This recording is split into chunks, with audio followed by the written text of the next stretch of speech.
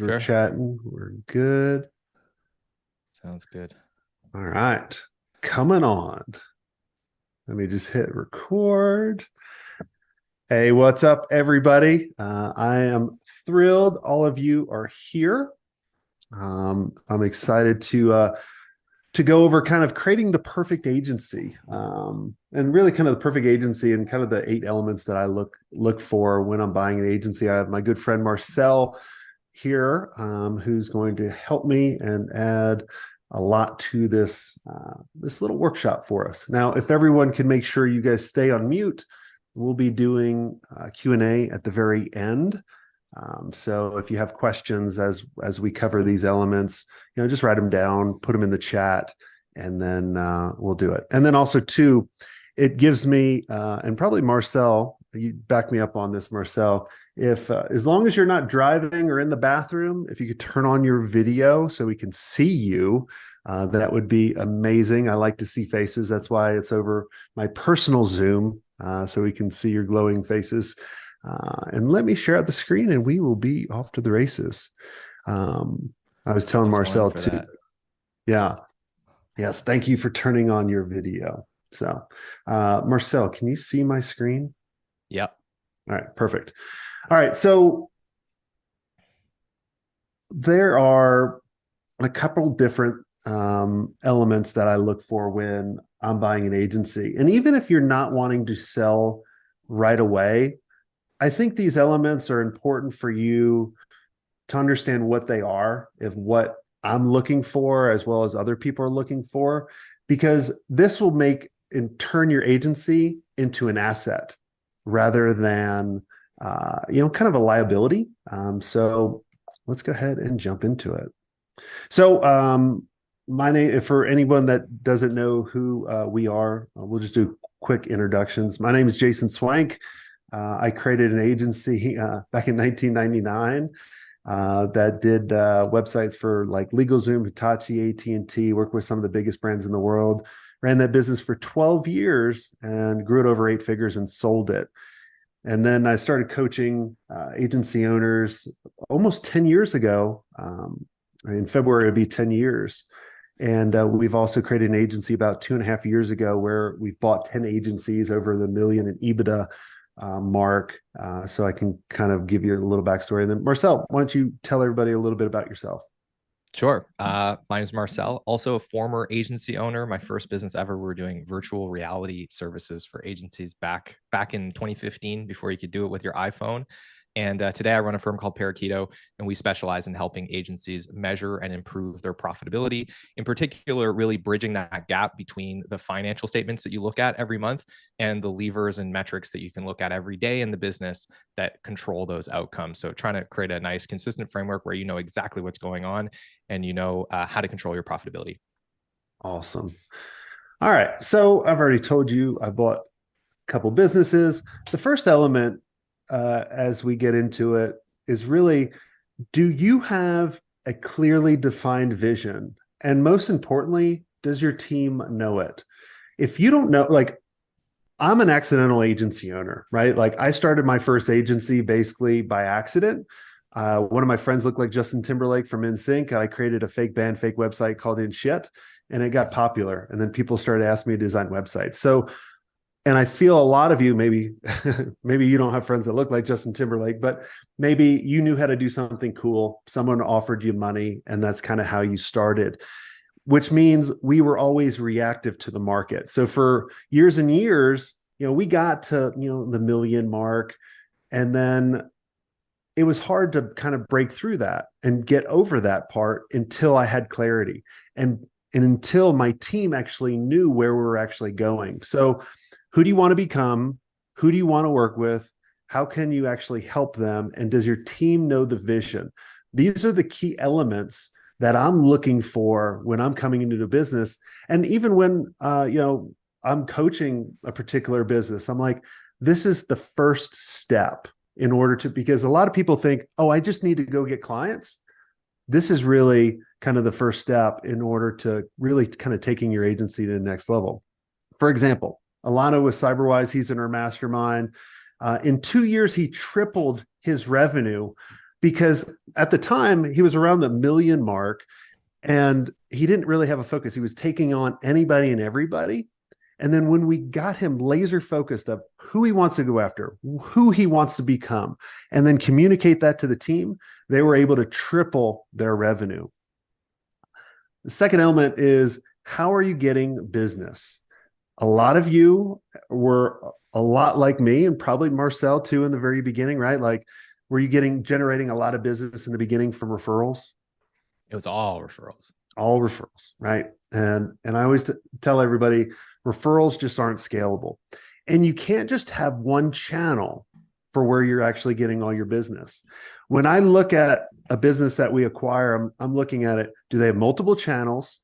How can I increase the number of clients? And these are the same questions I want you guys to be thinking about for your business, especially coming up on the new year. How can I increase the number of clients I have now?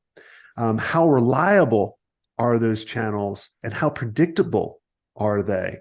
And then what are other things of other people in our industries of how they're actually acquiring people? Now, I break it out into kind of 3 channels. And some of you may just have one channel, right? You may just be relying on Facebook or Instagram ads, or maybe you're just relying on YouTube. I break it down into kind of 3 different channels: inbound, outbound, and strategic partnerships. Because if one actually goes down, you have a lot more channels going forward. So like, for example, when I'm looking at your inbound, can we create more content? Can we introduce a new call to action? Can we introduce new hooks? Can we do more ads? Can we spend more? Can we make better ads in order to increase and really add gasoline on the fire for my inbound? Kind of the same thing with outbound. You should have a strategic plan for reaching out to people. I always, here's one thing, I'll go kind of off script, and Marcel, you tell me about this, if this would work on you. If we didn't know each other and I was trying to get you back in the day when you ran an agency, and I did some research on you, and I sent you a video. Like, most people will send you one video, hey, or maybe even an email. Can I send you an email, or can I send you a video? That's the email I get all the time. Can I send you a video of how I can actually help you? I can't stand that email. But if I sent you a video for 10 days straight, a custom video, and each video was different every 10 days, no call to action, but it was all helpful. Hey, Marcel, I checked out your about page. I noticed your about page was all about you. Most of the time when people go to about page, they don't care about you. They're just trying to figure out if you can actually help them with the question. So what if you actually put questions on the very top? Just hope that helps you. Day number 2, I sent you another custom video, right? Day number 3, I'm like, hey, I hope you got the first 2 videos, but I'm going to give you another tip. Like, I'm already treating you like a client. Would you respond to me? Yeah, you can't not respond to that. Even if I wasn't interested, I would feel obliged to respond to you. Exactly. So hopefully, like, I'm telling all of you to do this, but I guarantee you there's probably only 1% of you on the Zoom right now that's listening to and watching this that will actually do it. And I hope you do it. Please report back to me, because everybody that we've told in the mastermind to do that, and that has done that, has absolutely crushed it. Can I share? We do something similar in our funnel. When somebody signs up for one of our lead magnets and they indicate to us that they have a certain number of employees, that means they're, potentially a good fit for us. They all get a personalized video of us going to their website, going to their LinkedIn, seeing how many employees they have. We punch that into a calculator and we show them, like, this is like roughly how much money you should be making. And the amount of people that book a call with us since we introduced that has doubled. So it's not even a cold outreach. It's just a function of the inbound funnel, but it's still super effective. Exactly. I love it. So I want you to think about, how can you scale your outbound? But I also want you to think about your partners. Now, I'm not just talking about referral partners. I'm talking about strategic partners. Like, for example, back in the day, we created our first content management system or email marketing system, all these kind of different things. I wish I knew our mutual friend, Dan Martell, to help me with our SaaS business, or let us know what a SaaS business was back then. But I kept getting distracting by all my clients. And so all of that work kept getting put off. So then once I decided going, man, we need to really go into leveraging our strategic partners. Well, what technologies can we leverage? So we started working with Microsoft and SharePoint. We started working with different content management systems and being able to customize those and showing them back to Microsoft, showing them back to these partners going, hey, 2 + 2 = 11. So then they started sending us tons of business because they know that we're going to enhance the experience with their technologies. So what partners can you do more with? How can you actually develop more partners as well? So you can actually build more channels. Chris is a great example of this. He's scaled to over 8 figures with his agency because he developed strategies for each of these things. And we kept asking him while he was working with us, like, how can you scale this more? How can you scale this more for your strategic partners? All right. Element number 3, does your agency have predictable revenue? And it's kind of shocking a little bit to when I'm chatting with a lot of agencies going, they're on month-to-month contracts. And we all know why you're on month-to-month contracts, because they're easy to sell, or maybe it's less risky, but it's not a predictable revenue channel. So if I'm looking at buying your business and you're a $2 million agency, $1 million profit, but everything is on a 30-day term, that's a huge risk for me. That's also a huge risk, even if you don't sell, because your clients could change and they could switch on a dime. I'm also looking at how can I get the clients to spend more? Are there other services that I can introduce to create more of a solution rather than just adding another service? How can I add a solution to fix a bigger problem that my clients have? And how can I communicate that to the clients? There was a client that I worked with many years ago, and they did work with Spanx. I guess the woman undergarments. I guess they do men too now. I know Marcel wears it. No, I'm just kidding, Marcel. But Landed on shapewear. I know the shapewear. That's right. I call it compression. That's what we call it. That's what men call it, compression. Exactly. That's how I have this girlish figure, right? So working with Spanx, they were doing all development work, but they kept adding services and solutions to their agency, but they never communicated that to Spanx. Well, once we developed a solution for them to go back to Spanx, they the past couple of years, they were outsourcing millions of dollars to other agencies for the same services that they do. But Spanx didn't know that. So how can we get your clients to spend more? Well, a lot of times is just telling them, hey, we actually do this. And how can we lower the risk of losing the client and really increase the stickiness, right? So if you think about the onboarding process is really important when you're running an agency. And a lot of the agencies that I've hired, I always tell them, please show me quick wins. I know you're doing some work, but a lot of times I don't know the work you're doing. And if you just go away for a couple months, well, I don't know what you're doing. So then like I'm immediately having buyer's remorse. And you're going to win or lose a long-term client in the first 30, 60 days. So how can you show them quick wins? How can you create, that collateral? Think about like storage units, right? Your stuff is the collateral. If they stop paying, well, they can sell your stuff. So what are the things that you can create in collateral in your agency?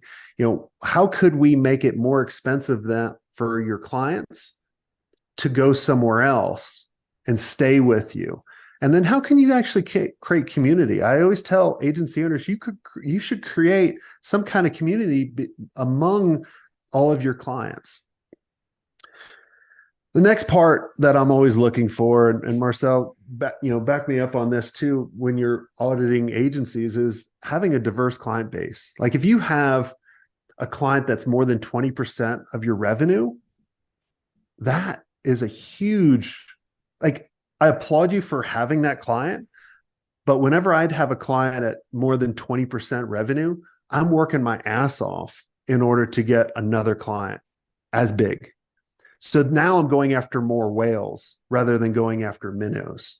So then my whales actually over time, because I have all these whales, well, then those whales actually turn into minnows. And then I can keep going whale hunting and keep leveling up. Have you seen this as well, Marcel?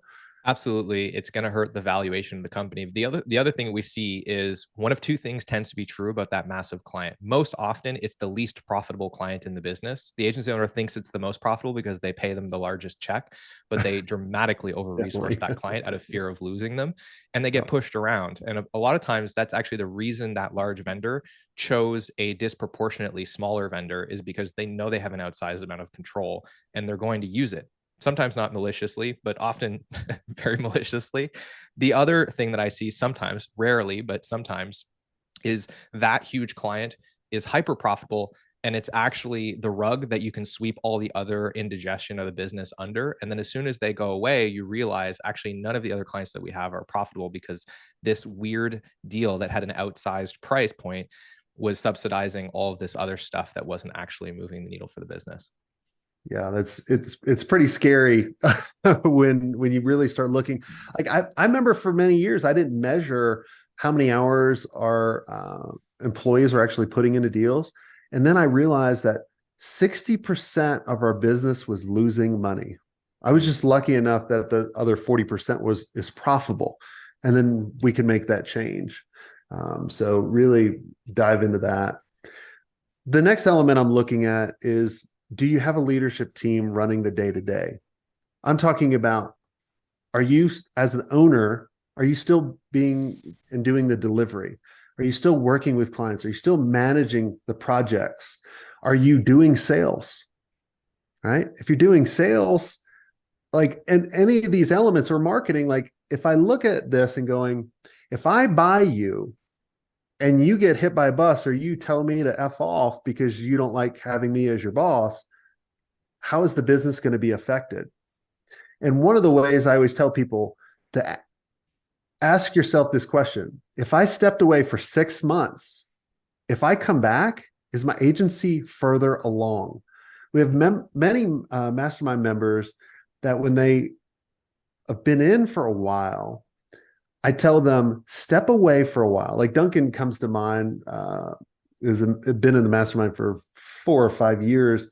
He had to go over to India to take care of his family. He was gone for a long time. Same thing with Manish.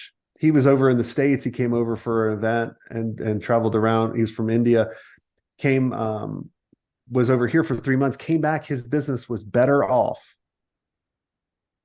than it was when he left. So I want you to ask yourself this question, and then we can start developing as you're like, man, there's a hole here, there's a hole here. That's what I want you to start thinking about is, well, what is the plan? How do I actually fix this? Hmm. The biggest thing to fix this is to find operators to take over marketing, to take over sales, to take over, delivery. Now, I want to go over signs of bad operator, and then I'll tell you what I think a good operator is. So then you can make the difference. But if you try to, like, if this operator is trying to tell you that you have to do all these new things, they're going to hurt the business. If they're trying to add all these things without removing them, or if they're adding more stress, like I've hired a lot of bad operators in the years, and like I'll be in a meeting with them and I'll leave that meeting kind of stressed, or I'll go into the meeting kind of stressed because I know they're not taking away the stuff I need them to take away, right? Like a sign of a great operator is they're going to give you more time back. They're going to create more bandwidth for you. They're going to try to implement the fewest systems and try to combine systems together, right? And I'm just going to tell you kind of a helpful hint that I've learned. It's taken me over 20 years to learn. A players know their value, and they're going to cost you 20% more than a B player, but they'll produce more than 10x the results. So stop trying to hire the cheap operators. Stop trying to beat them up on price. Pay them what they're worth. And I promise you, you'll have more freedom, because at the end of the day, I want you to have more freedom. I want you to have more predictability. And I want you to create the wealth in your life so you can actually do what you love and get rid of all the shit you hate. Audra's a great example of this. She's been, working with us for years and years. When Audra came to me 4 years ago, 5 years ago, holy shit, she was around 300,000.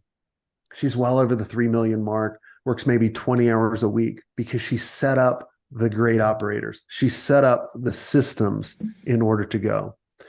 So, Mark, the next element, I want Marcel to kind of take over. He is the numbers person, but when I'm looking at buying a business, the first question I'm asking is, are they profitable and are they growing? Yeah.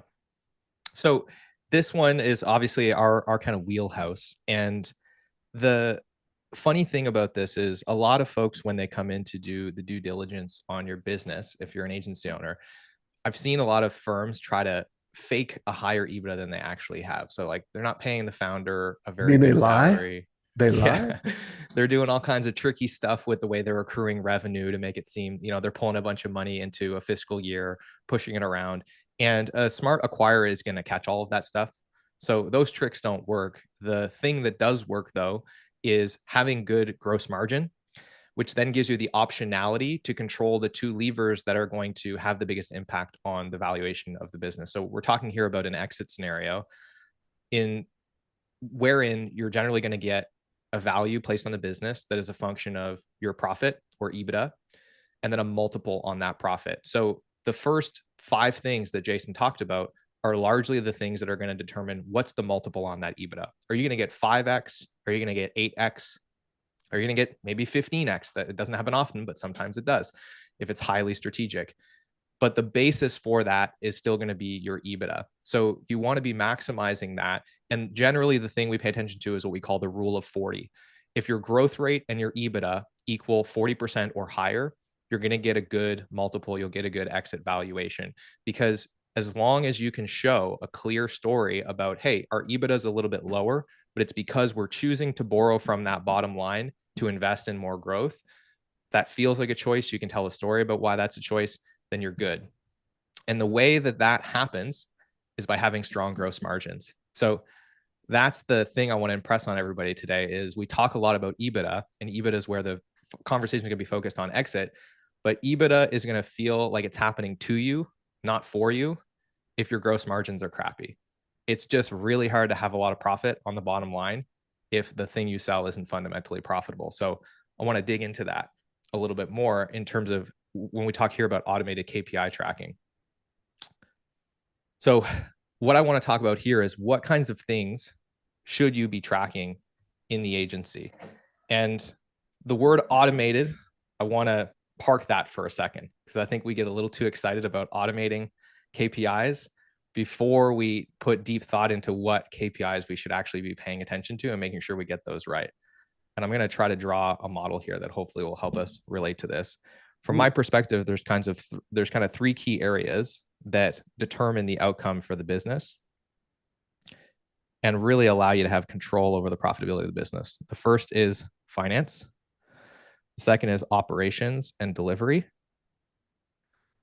And then the third is sales. And these three things, as you know, are interconnected.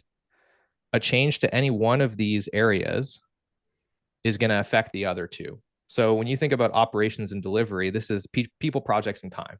If you add people to your business, you remove people, you add projects, you remove projects, you spend way more or way less time than you were anticipating on things, that is going to have an impact on your profitability. It's also going to have an impact on your sales targets. Similarly, if you decide you want to triple the business next year, you're going to have a plan for how you're going to keep up with that amount of revenue growth, how many projects you can take on, when you need to hire people. And that is also going to have an impact on the financial budgets. And similarly, if you change your budgets here, you change your targets for overhead spending, you change your budgets for delivery margin, that's going to have an impact on these. So the most important thing that you can do is track these 3 areas, but do it in a way where you can connect these dots. And that's easier said than done. This is what we spend a lot of time trying to figure out. But if it's not clear to you, if we want to make $4 million in revenue next year, we want to have a 50% gross margin, and we want to have an EBITDA of 20%. If it's not easy for you to then go and say, okay, what does the team need to look like in order to accomplish that? And what does our sales team need to produce in order to hit that target? If it's not easy to draw those lines, this is something that is not going to get done often enough to be useful. And then it'll feel like you're flying blind. And then when an acquirer comes in to look at this stuff, you're not going to have your house in order, and due diligence will be a massive pain. And you likely won't get the exit value that you're looking for. So I can spend more time here talking about what's important to measure, but I'll pause there, Jason, if you have anything to add. No, that's perfect, man. You just have to figure out what are the key things that you need to know really quick. The reason why we put automated KPI tracking in there is if we ask you a question of going, what's your numbers on blah, blah, blah? Like, let's say for sales, what is your close rate percentage? And you had to go look it up. You have to have your team kind of put that together and you have to research. That's not automated. We want you to have like a dashboard where you can go to it and go, wow, here's my show up rate for my webinars. Here's my conversion rate from, people that we get on a call that close. Here's the number that I sell a month. And then we can look at what are the different milestones and what are the different things that we need to adjust. Because when I'm coming in buying a business, I'm looking at all these going, all right, your close rate's at 25%. I know I can come in and make that 75% right off the bat. I know I can increase the show up rate to this. So then I can actually look at going, man, this is a really good investment because I'm not looking at buying your business for where you're at today. I'm looking at where can I actually take you going forward. Does that make sense? Makes sense. Perfect. Let's talk a little bit about financial and operations KPIs, which I think is the last one, having audited financials. So this to me is one of the biggest tragedies in our industry, is that most people are spending a lot of time and a lot of money paying accountants and bookkeepers to do their finances. And when they get those financial statements, they're not showing them the most important aspects of their business. And I just talked about earlier, gross margin is the foundation on which a profitable agency is built. I would bet that 9 out of 10 people on this call, if you pulled up your profit and loss statement right now and you looked at the line on it that says gross profit, it's not actually telling you your gross profit. And if you tried to discern your gross profit from your profit and loss statement, it would not be possible without digging into a couple of accounts and parsing out transactions. It's not structured to give you that information. I want to clarify what I mean by that. When we think about the gross margin or the gross profit of a business, which I call delivery margin, because I'm tired of arguing with accountants about this stuff. So I just gave it a different name so we can agree that they're two different things. You can call it gross profit if you want. I don't care. What I'm talking about is, think about, you have revenue coming into your business, and then you're usually going to have some amount of what we call pass-through expenses being removed from that. And pass-through expenses would be things like, media spend. Yeah, print budgets, website templates. Maybe you have a white label partner that fulfills part of the service offering that you don't do in-house. Like you hire a production house to shoot video ads for your clients. Those things are going to get stripped out of your revenue. And most profit and loss statements that we look at, that's what your accountant is calling cost of goods sold. So when you look at the gross profit line, what you're actually seeing is what we call agency gross income, or AGI, which is the actual revenue of your agency when we strip out all the money that doesn't belong to you. And then the question that we need to understand is, okay, well, what is it costing you to earn that revenue? And that is represented by what we call delivery costs, right? So how much money do you have to spend to get the promises that you made to the client across the finish line so that this money becomes yours? And how much of that money do you have left over after you deliver for the client to pay for your overhead and have a profit left over, right? And generally the ratios that we're looking for here is, I don't have a ratio for revenue to pass through because this is a business model decision. And a lot of financial consultants will tell you, oh, your pass through is too high. You need to decrease the amount of outsourced labor that you're using. And it's just because it's a big line item on the P&L. And to them, it looks like COGS because that's what they're calling it. But I can tell you there's a person that was talked about in this slide deck that gives 40% of their revenue to white label partners. They're the most profitable agency I've ever seen in my life. And we got to dig through their financial statements for 3 weeks.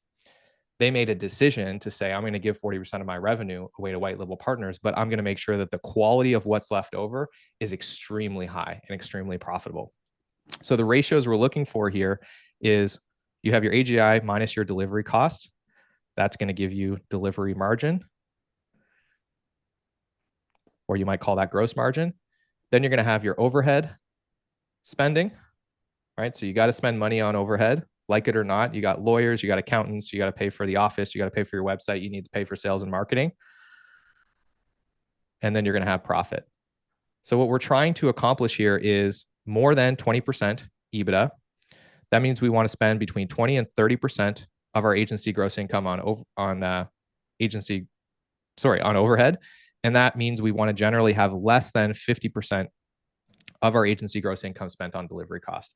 That's the ratio that we're looking for. And when you're looking at your profit and loss statement and you can see revenue and you can see profit, but this part in the middle isn't clear, the tendency is for people to start focusing on cutting overhead. 99% of the time, the problem is right here. You're spending way too much of every dollar a client gives you to get it earned. And when that's a problem, everything feels hard. When that's healthy, everything starts to feel like a decision. You can choose how much you want to invest in overhead and let flow through to the bottom line. So if there's one soapbox I'll get on today, it's that one. It's leave here today, go talk to your financial team and say, I need to be able to understand what it's costing me to earn my revenue and get a sense of where that's at. And if it's even close to 50% or higher. Yeah. Yeah. I mean, my goal and Marcel's goal for you today is for you guys to be able to turn your agency into an asset that's extremely profitable. Especially, even if you don't have visions of selling the agency later on, I want you to have the option to selling it. And I just want to give you kind of ideas of some multiples and this is what we've done. And this is the average that we saw that we felt is the fairest. So we will not buy an agency that's under $1 million in EBITDA. Okay. Because the valuation is usually 1 to 2x. So if you're at 500,000 in EBITDA, you're only worth like an agency enterprise value of $1 million. Now, if you can get over $1 million in EBITDA, your multiples I've seen go from 4 to sometimes 8, depending on your specialties and other different factors. So that's quite a big jump. If you can get over the 3 million in EBITDA, then your number jumps even significantly. And then when you can get over the 8-figure mark, like the one agency we have is right now, then the number is just ridiculous if you position to sell it. Just to give you an idea, like Justin with Conversion Fanatics, we basically went through all of this with him over the years, from working with him when he first started agency all the way through the mastermind. He was able to sell for a life-changing number because he was able to do this. So here's what I want you to ask yourself right now, right? If you sold your business today, what would the buyers do tomorrow? You all know the skeletons in your closet, right? Like, you know it. Like you got to think now, everything that we went through today, what would they change tomorrow? And that's what you should actually change tomorrow, especially gearing up for 24 and the next year. I want you guys to really start putting a plan together for making sure that you guys are clear on your message, making sure that you have different channels, going after, make sure you have predictable revenue, make sure that you have a diverse client base, making sure that you're profitable and you have all of these things in place. So I'd love to have your questions, but if you want to jump on a call with us, if you go to mastery.agency, it'll take you to a place where we can jump on a call, really go over an agency blueprint with you guys. So if you guys have questions, you can raise your hand. I think that's how Zoom works. Like if you raise your hand like this, it should start doing something, I would think. There is a reactions button too in the Is there? toolbar Okay. you can use to raise your hand. By the way, I'm realizing that I was drawing an example on my iPad earlier and it wasn't sharing. So I was just talking numbers at you guys. So I apologize for that. I wanted to pull that up. We can dig into it. That's funny. Oh, that's hilarious. I didn't notice it either. Sorry about What that. questions can we answer for you guys before we wrap up? I see some familiar faces. Isaac, nice to see you. See Chris in the room. As they're all I like, we gotta, answered everything really well for them. yeah, I'm not sure that that's the case, Jason. I'm gonna ask you a question to get things rolling here a All little right. bit. Um, what are the things that you're seeing drive the multiple the most right now? So of all the things that you can focus on, which lever are you finding is driving multiples the most? Profitable and predictable and a specialty. Yeah, They specialization. have to be a specialist. If you're a generalist, you're going to be eaten up and your multiples are just really kind of drowning. Now, I understand people have to start somewhere. I always joke with people. I say, picking a niche is like going to a Vegas buffet. You got to kind of try out everything first and then be like, oh, I like these crab legs, or I really don't like that green jelly that cousin Eddie eats, right? Like I need to avoid that. So, I want to but the become a more specialist in eating specialists, crab legs. That sounds like a lovely way to live your life. yeah, I know. Stay away from the green mystery meat.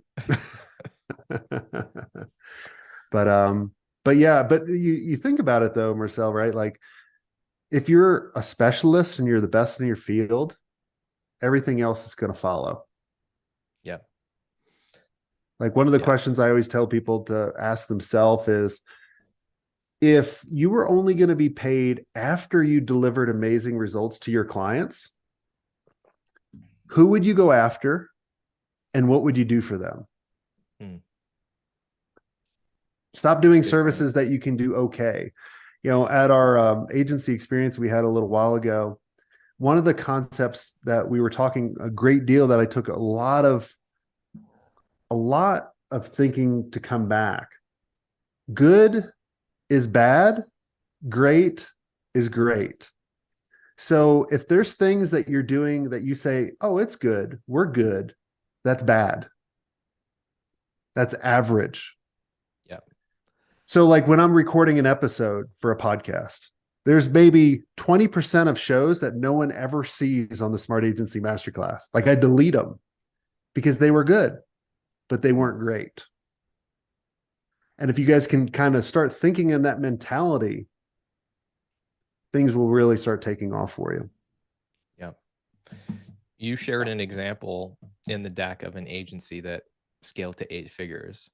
And if you think about, what their business looked like, it had all of those elements. They specialize in a super specific niche, which I think it was personal injury lawyers.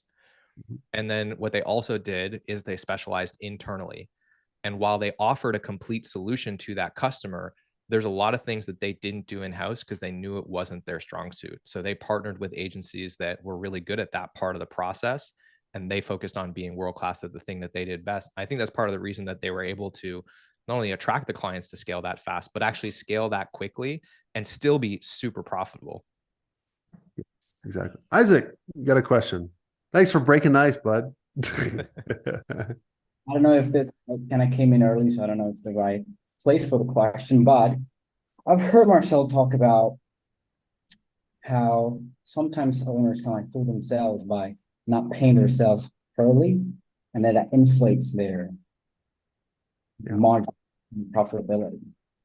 Yeah. So, man, an owner fairly estimates how much to pay themselves. So when I come into a business, I'm looking at going, how much would I have to hire the CEO to do what that person's doing? So you could pay yourself 50,000 and make your EBITDA go up, but I'm literally going to deduct 150,000 from your EBITDA because I'm like, you should be making 200K. Yeah. Right.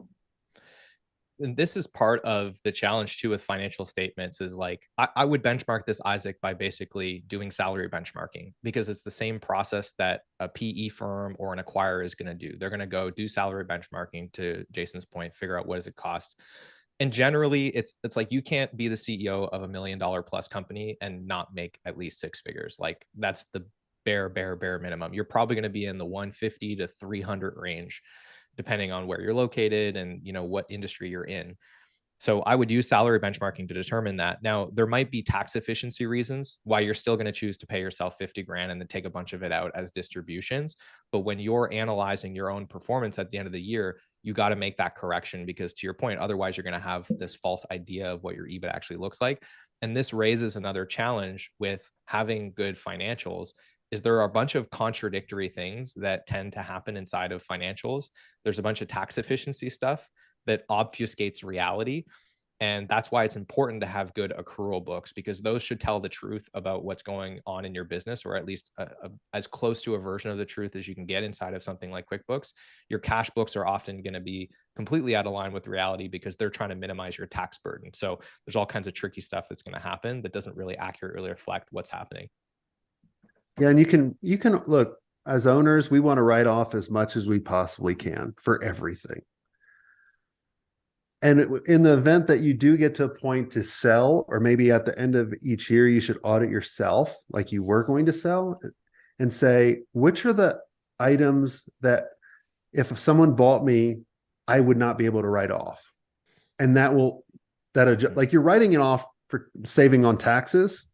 Like if you bought a car or bought a plane or whatever it is, right? Like or you took all your vacation trips, you try to sell a website or social media or whatever it is, right? Like I'd always go on my trips and be like, you want to buy a website?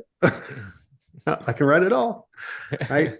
And so, but then you have to recast that and going, here's my true numbers. I think those are called add backs in the M&A process. Yeah. Add backs. Yeah. Yeah. Yeah. So this is I like to part make up of, words. yeah, this is part of the process, right? Isaac, is like, you got to kind of do your own analysis. And even if you are going to do this stuff, pull it out. If you have to do it in a spreadsheet, that's no problem. But do that same analysis that an acquirer would have to do to say, like, what is the reality of the health of this business? And it can be tricky, but it's worth doing, because it can be sobering, where you come to the end of the year and your accountant's like, hey, great job, you had a 19% EBITDA. And you're like, yeah, well, actually, no, I didn't. We lost money if we adjust for all these things that aren't real about our operations. And we see that all the time in our audits. Yeah, so cool. Great question, Isaac. Cool. Any other questions before we wrap up? All right, good. Well, cool. Well, if you guys need any more help, reach out to us. We are here to help you guys navigate the world of running a agency, which is a very tough business. So I applaud all of you guys for being in it. But I really do hope you ask that question to yourself. Really go back to those 8 elements and going, do I have this? Do I have this? What do I need to focus on? And picking that biggest item to go do. And we will chat with you guys soon.